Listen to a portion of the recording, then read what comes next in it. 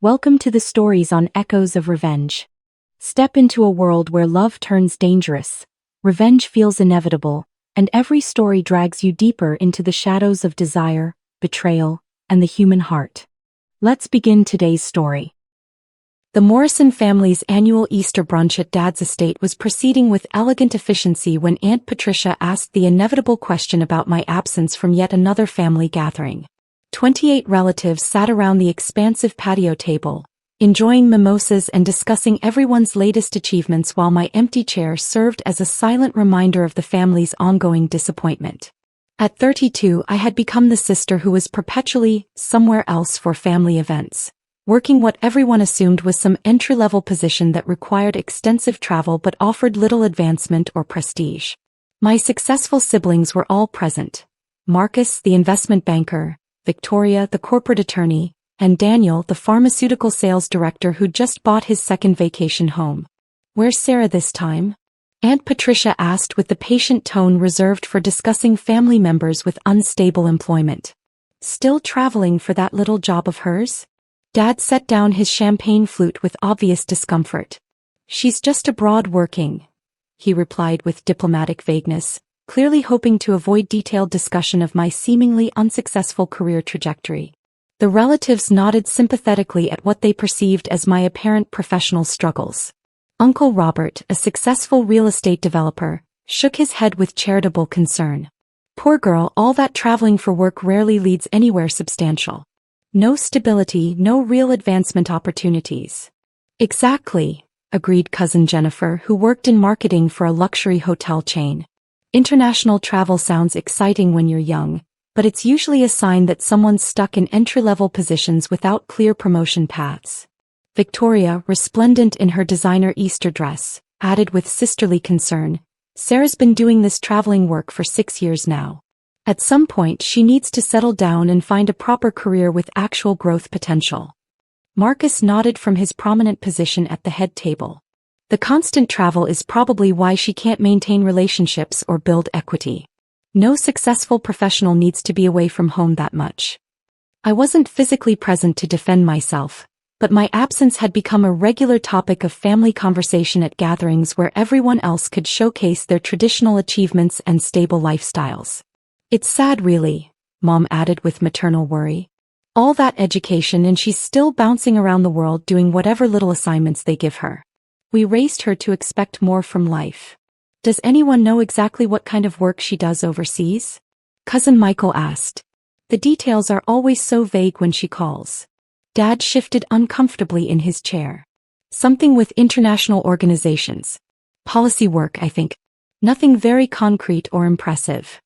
Through the estate's tall windows, the family could see Dad's pristine lawn stretching toward the tree line.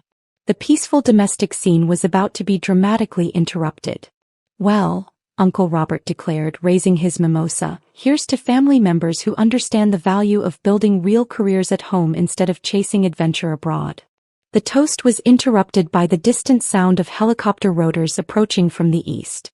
The helicopter noise grew steadily louder as relatives continued their brunch conversation, initially assuming it was routine air traffic.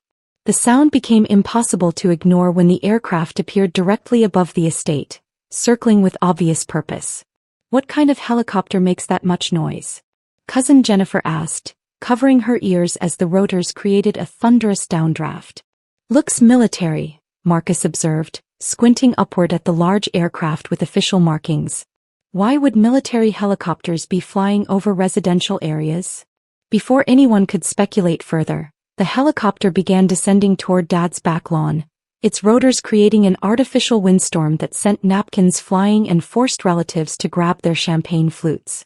"It's landing!" Aunt Patricia exclaimed in shock. "Why is a military helicopter landing on our lawn?"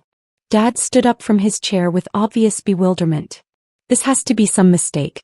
We don't have any connection to military operations." The helicopter touched down with practiced precision on the estate's manicured grass, its rotors still spinning as two figures in official uniforms emerged from the aircraft. They moved with the purposeful stride of people accustomed to urgent government business. "Ladies and gentlemen," one of the uniformed officers called out through a portable speaker system, Please remain seated while we conduct official business.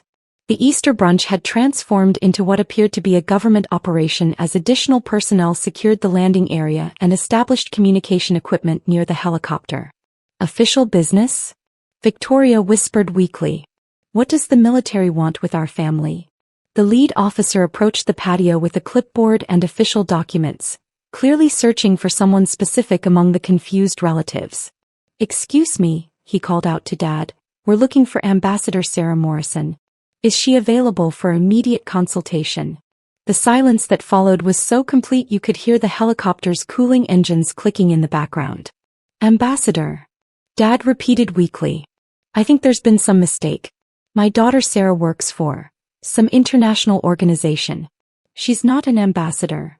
The officer consulted his documentation with professional efficiency.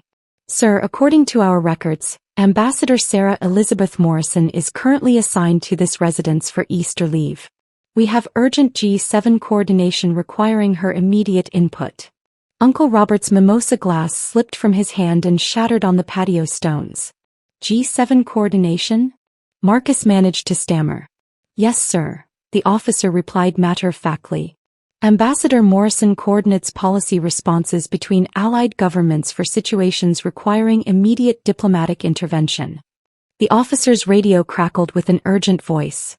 Ambassador Morrison, G7 crisis escalation requires immediate consultation with allied foreign ministers. Emergency session convenes in 90 minutes. Copy that, a familiar voice responded through the radio. Ambassador Morrison responding. Patch me through to the secretary. The voice coming through the military radio was unmistakably mine, speaking with professional authority that none of the brunch relatives had ever heard before. Dad, my voice continued through the communication system, I'm sorry to interrupt Easter brunch, but the situation in Eastern Europe requires immediate diplomatic coordination with G7 partners. Dad stared at the radio as if it were an alien artifact. Sarah? You're really an ambassador. Ambassador Sarah Morrison, yes, the military officer confirmed. She's been coordinating allied responses to international security threats for the past 3 years. Today's emergency involves preventing economic destabilization across multiple European markets. Victoria looked like she might need medical attention. Sarah's preventing economic destabilization? Ma'am, the officer explained. Ambassador Morrison developed the current framework for G7 crisis response. Her diplomatic protocols have prevented several international conflicts from escalating into larger economic or military confrontations. My voice returned through the radio with professional urgency. Officer Johnson, please inform the family that I'll need to cut Easter leave short. The foreign ministers are standing by for emergency consultation about coordinated sanctions and economic response measures. Copy that, Ambassador. Should we establish secure communications for your briefing? Affirmative. Set up the mobile command center on Dad's back lawn. I'll coordinate from there before helicopter transport to Andrews Air Force Base. The Easter brunch had officially become a diplomatic operations center as military personnel began establishing communication equipment across Dad's pristine landscaping. Marcus found his voice, though it came out as barely a whisper. Sarah. You coordinate with foreign ministers? When international crises require rapid allied response, my voice explained through the speakers, the G7 ambassadors coordinate economic and diplomatic measures to prevent regional conflicts from becoming global problems. Aunt Patricia was staring at the military helicopter as if it were a mirage. But we assumed you were struggling professionally. You assumed I was unsuccessful because my work operates behind classified doors rather than in public business achievements, my voice replied calmly. The diplomatic successes you don't hear about are often the most important ones. The military officer was consulting his secure tablet. Ambassador Morrison, the European markets are showing early volatility indicators. The G7 partners need your assessment for coordinated intervention strategies. Understood. Begin establishing the secure link with Brussels, Berlin and London. I'll join the emergency session from the mobile command center. Dad was gripping his champagne flute as if it might provide stability. Sarah, when you said you worked in international policy, I meant I coordinate diplomatic responses that prevent international conflicts and economic crises. my voice responded. When I mentioned traveling for policy meetings, I was referring to emergency sessions with allied governments and United Nations security briefings. Uncle Robert was staring at his shattered mimosa glass, probably calculating how international economic stability affected his real estate investments. Investments that depended on exactly the kind of diplomatic coordination I provided. The mobile command center is operational, Officer Johnson announced. Ambassador Morrison, you're clear for G7 emergency consultation. As military personnel completed their communication setup on Dad's Easter lawn, the family sat in stunned silence, processing the revelation that their unsuccessfully traveling relative was actually coordinating responses to international crises with world leaders.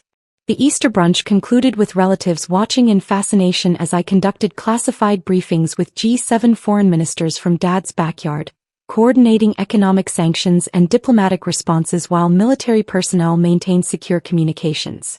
Sarah, Dad said quietly as the emergency consultation ended, I owe you an enormous apology.